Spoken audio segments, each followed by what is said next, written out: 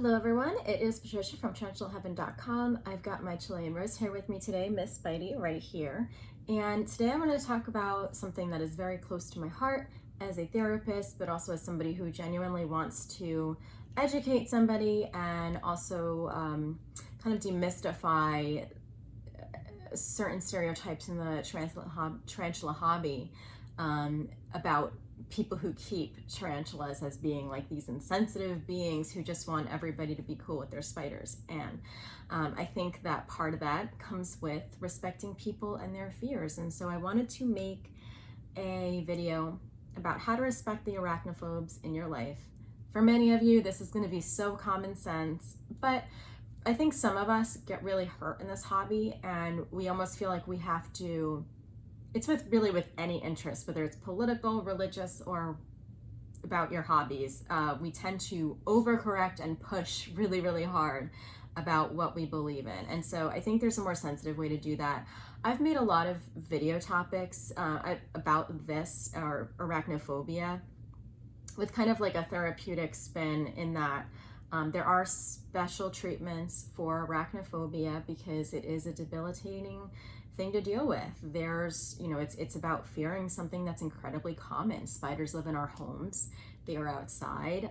They're in places where you can't even see them. Spiders are a fact of life, just like many insects and creatures. And so I would encourage treatment for that. However, whether somebody gets treatment or not, and it also depends on what degree is this impacting their life, is up to that person. Can't force anybody into treatment. And, there's also a lot of very important considerations such as access, time, money. And so whether somebody gets treatment or not is not up to you to decide. And so we have to learn how to coexist very respectfully. And that doesn't mean that you cannot have your love for tarantulas or spiders, but it does mean that we have to be sensitive to people who maybe have the exact opposite reaction, and may even be a reaction that they don't have 100% control over. Many of us are scared of things that we can't control. And I think that when we have an important dialogue and a respectful dialogue about this, a lot of the issues that tarantula owners find themselves in don't actually need to be a problem. I get a lot of messages from people who really want to have a tarantula in their home or in their dorm or whatever it is, in their apartment, and maybe they have roommates or family members, and they'll kind of talk about how their roommate is a major block, or that person is a major block to their goal of keeping tarantulas.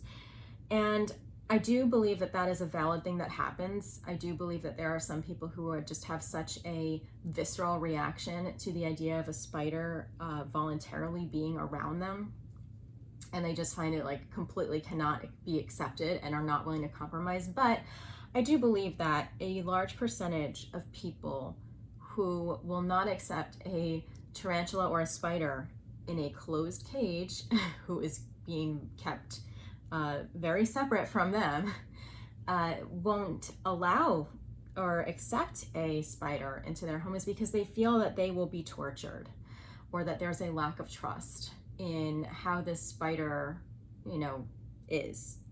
And, I think we all know somebody in our lives who can actually weaponize our vulnerability. I think that in my younger years, I also struggled with both a fascination and a fear of spiders. And I had a partner who once, I cannot remember if the spider was alive or dead, but chased me around the room with a spider in a cup. And it was very cruel.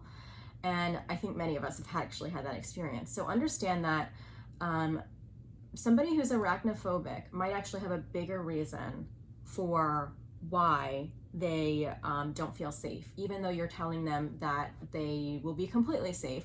Or maybe you're one of those people who has a very joking attitude about people who are afraid of things. And I would say that's probably working against you in this scenario. People who have these fears really want to know that you are thinking of them, that you will do whatever it is to compromise and make them feel safe, and that you guys will agree to the terms of keeping this animal. Maybe, I think one of the biggest things is like listening, right? So like I've heard from many tarantula owners that they actually turned into tarantula owners from former arachnophobes or people who are not fond of spiders because the education made them more curious than scared. And so this won't happen with everybody, but I have found that people who are very scared of spiders actually start to do a double take once I talk to them about it. And I will never give unsolicited tarantula advice. I used to do this a lot in the beginning of, I would just kind of talk about my tarantulas, not even really knowing if there were any arachnophobes in the world in the room with me. But when people ask about the pets, I'm very generous with information, and I do it in I think, a very graceful way and a very educational way. And people actually start to think about spiders and tarantulas differently when I talk about the silly things they do, or share the care and the anatomy and all the information about them that they're asking about. And I actually find that that assures people that, one, I'm a responsible tarantula owner, and that there's not everything that they've learned about spiders is true. So I think listening to them, listening to their fears, listening to any misinformation that they've gotten. And, some people need to see articles. They are not going to take your word for it. Some people actually will listen to your firsthand experience. And we also have to be gentle in the way we do this. Somebody who's in fight or flight and is like deep in their fear and their arachnophobia may not be in the space right now to where they're going to want to listen to your experience or your education about tarantulas. You may have to return to that conversation later when they're in a more regulated state. But so you just want to hear them non-judgmentally. You want to make sure that they know that they're being listened to, that you understand, this is not a conversation to have while you're looking at your phone or being defensive. And to kind of take this as maybe more of a marathon than a sprint. If somebody's confronting their fears, just the fact that they're willing to talk to you about it means something. And so there might be, for a little bit more patience, a little bit more trust and understanding, maybe there is a ground that we can eventually get to where we can have a spider or tarantula in a home and we both feel safe with what we've agreed to as far as the terms of this. One thing I would say definitely not to do is don't tease them. We are all scared of something.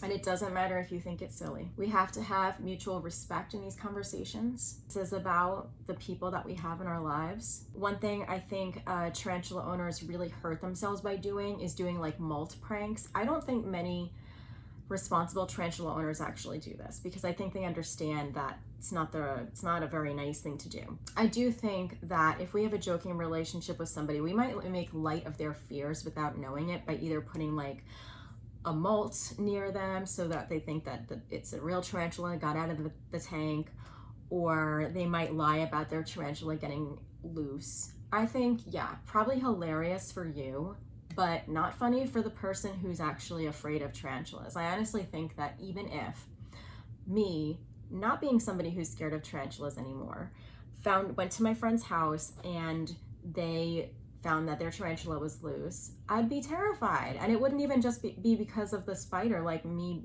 being afraid of being bitten by one. It would be, I'm afraid to step on it. I'm afraid that it's gonna sneak up on me when I'm in the shower or like in a place where I'm really vulnerable. It's about catching somebody off guard, and also like that break in trust in that, we agreed that I was gonna have a tarantula in the home and that I was gonna make the conditions very safe, and there's been a breach. Now, we all make mistakes, of course, but we really, really want to avoid that, especially if somebody struggles with arachnophobia and they have made a giant leap in their trust with you. So you want to make sure that your spider's not getting loose, and especially that you're not joking about that. I think that's very cruel. I honestly, and I've done a whole video about this, but I hate the YouTube prank videos about tarantulas where there is a live tarantula that gets loose and somebody's trapped in the bathroom with it, or they're putting a tarantula on somebody, or they're putting a molt on somebody's pillow or something like that, or they're lying about the tarantula getting loose again. I think it's so irresponsible and really does paint tarantula owners as people who just want to subject everybody to their hobby. I think we all have to be sensitive to each other in this regard. And tarantulas and spiders are not toys, not even their molts. So I think we need to be more mature and more responsible. And I also think that we should really consider that it is the tarantula that suffers. You know, for us making a stupid TikTok video or a prank video on YouTube or something to brag about to our friends, when we have violated the trust of somebody who struggles with a fear of spiders, they're going to retaliate. So your joke and you're like, 10 seconds of laughing at somebody and hurting their feelings because they're scared of what you're saying, may actually lead to you having to get rid of that spider very quickly. Maybe they have reached their breaking point and they actually throw the spider out or rehome the spider, or you've got to get rid of that spider really quick without even vetting who you're giving the tarantula to. So your actions have major consequences and may actually cause other tarantula owners to suffer because of it too, because pranks exist on YouTube and tons of people who are scared of spiders can see them and it's their worst nightmare. So we've got a few things, right? Listening with full mutual respect, not teasing them, respecting their fear, taking it seriously, agreeing that we're not going to weaponize it against them. And we also want to discuss, like, how can I respect you? If I were to bring a tarantula in the house, how can I help you feel safe? Do you want a locking mechanism on the tank? Do you want me to keep the door closed to the room that the tarantula's in, so that there's an extra layer of protection? Do you want me to not handle the spider? Do you want me to have a camera in the spider room to make sure that the tarantula is always in the tank at all times? And really make it sensitive to be on their terms. You want this to be a very interactive process, and a process that involves patience. A person doesn't get from being absolutely terrified of tarantulas or spiders to being like, okay, sure, bring one home and just keep it in the tank in a day or in one conversation. That just usually doesn't happen. I'm not going to say it can't, but for most of us, especially those who are incredibly arachnophobic and scared of insects, spiders, whatever, it's not going to happen. It's going to be like a slow process of many conversations. And if this really matters to you, of being in this hobby, and that person in your life also matters to you, you might want to be really gentle and patient and compassionate about that. Really put yourself in their shoes and be very sensitive to compromise. Many people get into this hobby with baby steps, right? And yes, you're the person in your life who's scared of spiders, whether it's a partner, a family member, whatever, they might have certain things of like, you know what, I'm cool with having the spider, but we're going to keep it in your room. We're not going to put it in the family room. And also be open to that may change, right? We don't want to think that people are going to change when they may not, but maybe that person will eventually be okay with being in the same room as you handling the spider, even though I'm against handling, just so you know. But, like, people get more comfortable with tarantulas. We expect that off the bat. We have to respect the fears and the level of fear that they are at right now.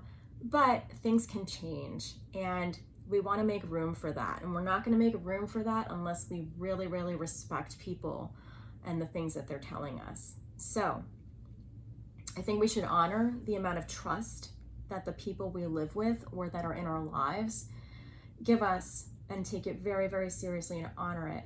And I hope that if you are somebody who's arachnophobic and you just happen to stumble upon this, either because somebody in your life does like spiders, or because, the weird YouTube rabbit hole took you here, I hope that you find this little discussion comforting, that there are some tarantula owners who really do care about your fears, where you're coming from. Many of us have actually, believe it or not, been there ourselves. And I want you to know that many of us are trying to do better. And we're also open to your suggestions about how we can get both of our needs met in any living situation and make it, more safe feeling for you. And we really do try our best to create safe environments for you, us, and our spiders. So anyway, guys, if you have any more tips, please share them in the comments. This is a very, very important discussion, and one that I hope will lead to more people getting into the hobby, more people learning about tarantulas. I think that tarantula owners are in such a powerful position to educate the general public, and I think that if we want to be effective at this, we have to do it very sensitively and in a very loving, kind way. So let me know what you think, and I look forward to seeing you guys next week for Tarantula Tuesday. Take care. Bye-bye.